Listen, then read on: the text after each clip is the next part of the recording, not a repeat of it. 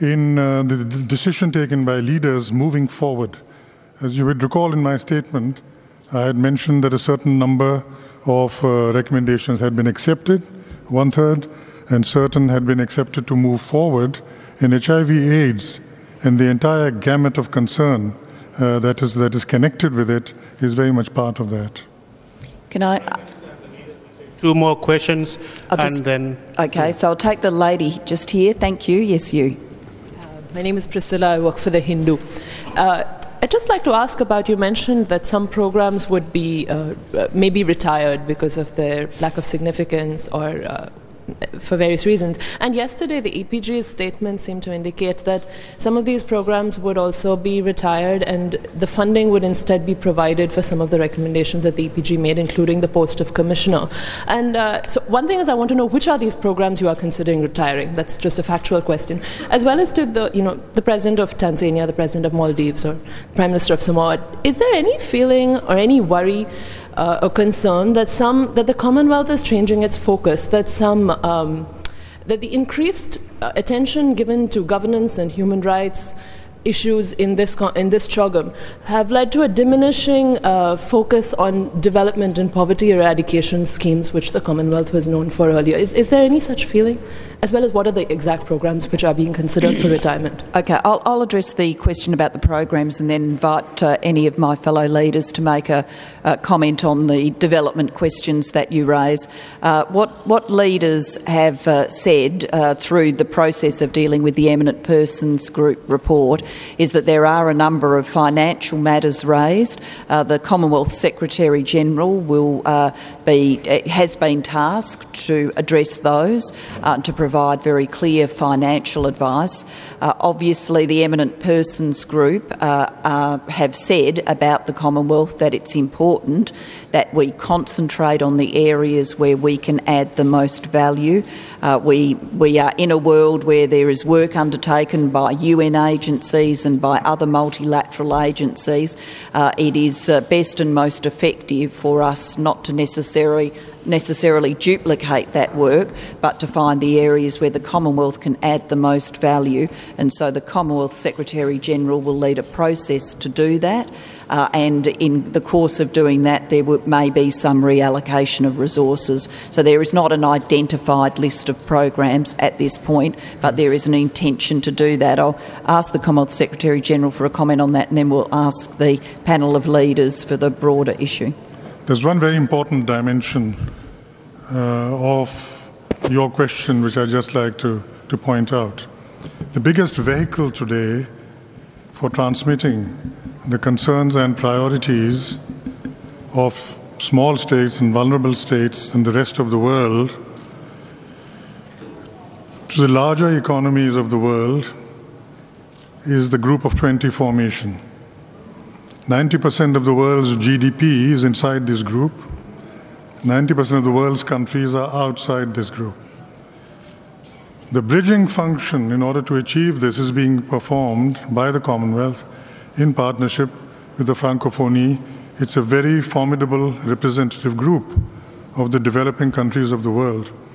And we've been closely engaged in it, particularly ever since Prime Minister Harper invited the two of us to share our views with the G20 in Canada. And 2 weeks ago, the two of us, my counterpart and myself, once again visited President Sarkozy because he'll be chairing in a few days' time the chairmanship of G20 in Cannes. And the way we operate is twofold. One, working with the Working Group on Development. In every G20 summit, a different set of issues on which we work. This year, it is trade, growth with resilience, and financial inclusion, and directly with the chair. And because of the importance of this issue, we work directly with the chair on the question of innovative sources of financing. Because the traditional way of financing development has now peaked. The World Bank pointed out there's a minimum shortage of $300 billion last year in development financing. So the principle of contributing less but through a larger catchment area has to be politically acceptable and popularized. This is how the Commonwealth, which has 5 members, within the G20 adds value to the debate on development? And on the development and rights questions, yes, the Prime Minister of Samoa. To add to that, it is pure common sense that when any new program comes up involving funds, leaders would want to know how much they would cost. And then we also begin to look at other sources. Not only that, but the question of duplication comes up. And it is a very normal expectation that there has to be prioritization of projects. Mention has been made also of the G20 and membership of five Commonwealth countries in the G20. And that is very, very important because with a strong voice coming out of the Commonwealth in its recommendations, that would strengthen the role of the 5 members in the G20 to push for the necessary funding required for development by the members of the Commonwealth. And a point in question is often brought up, for instance, in the meeting in Trinidad and Tobago of the Commonwealth, the idea of a Fast Start Fund came up there, and of course that found its root in the subsequent meeting at Copenhagen. It's now a major instrument in climate change funding for the countries that are worst affected. Yes, well, President of Tanzania. Madam Prime Minister, ensuring that development issues remain at the center of the Commonwealth agenda has been a major area of interest for us from Africa, from the small island states, and from developing countries in the Commonwealth. So we were quite keen when looking at the reform, the proposed reforms, that issues of development are not being downgraded, remain high on the agenda of the Commonwealth. And I'm glad through the discussions by the foreign ministers and by the heads yesterday and today, this is going to remain the case with the Commonwealth. So I'm satisfied with that.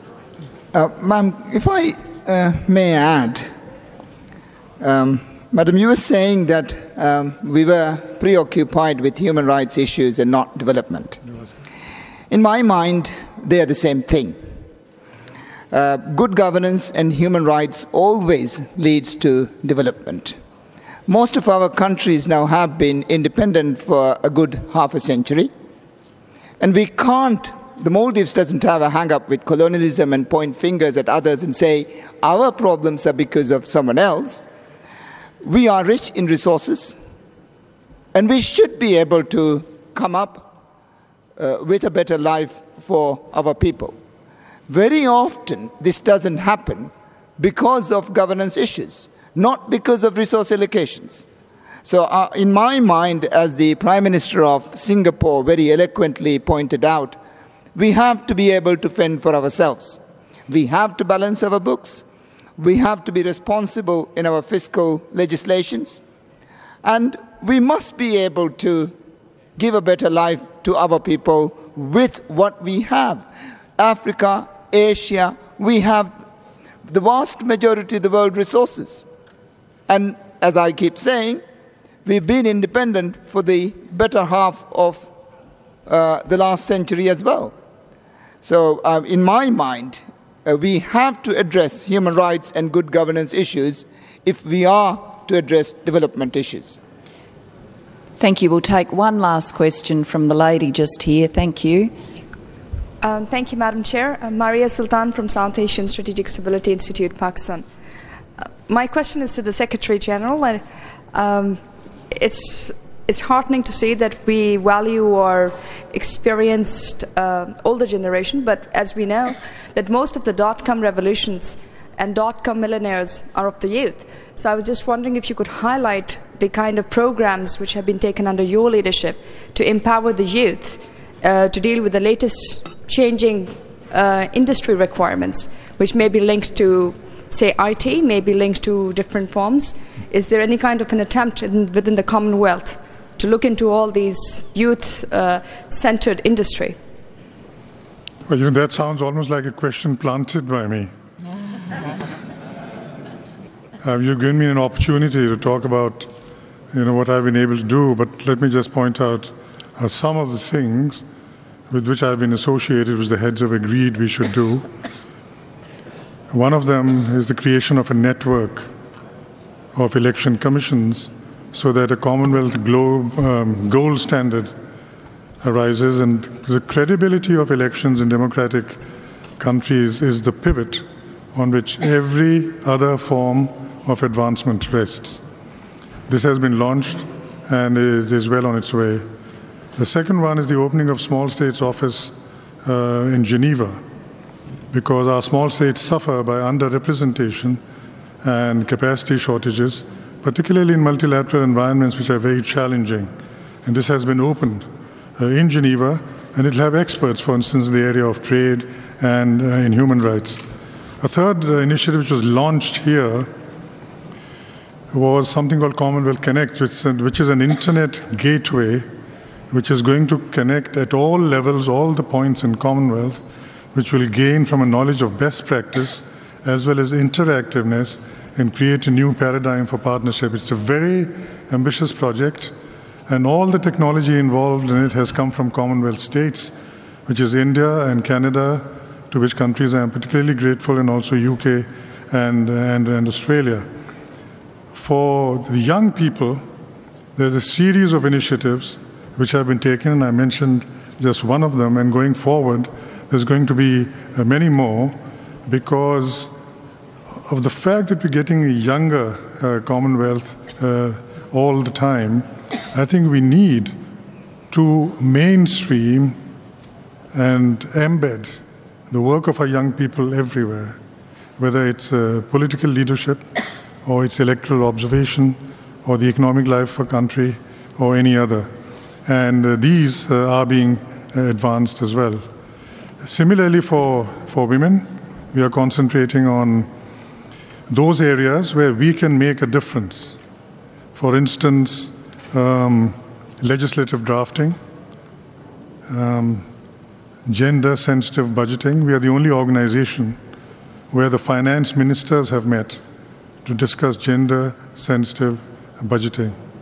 And now, thanks to the initiative taken recently by the Prime Minister, the former chair and the current chair, also in political leadership of women.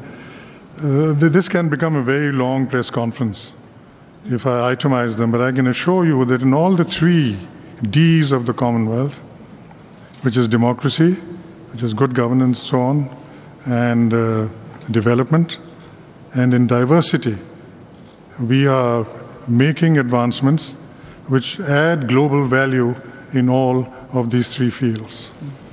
Thank you very much. Can I thank the... sorry. Yes, thank you. On this Prime very Minister. important issue of the empowerment of youth, we know that 50% of the Commonwealth population are the young ones.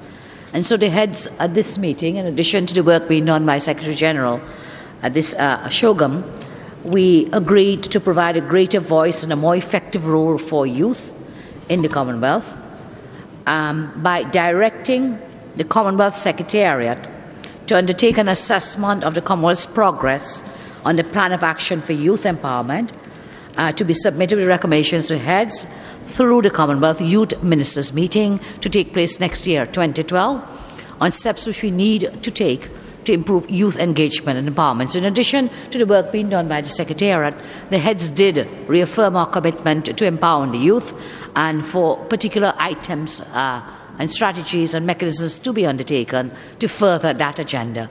And secondly, we agreed that we would enhance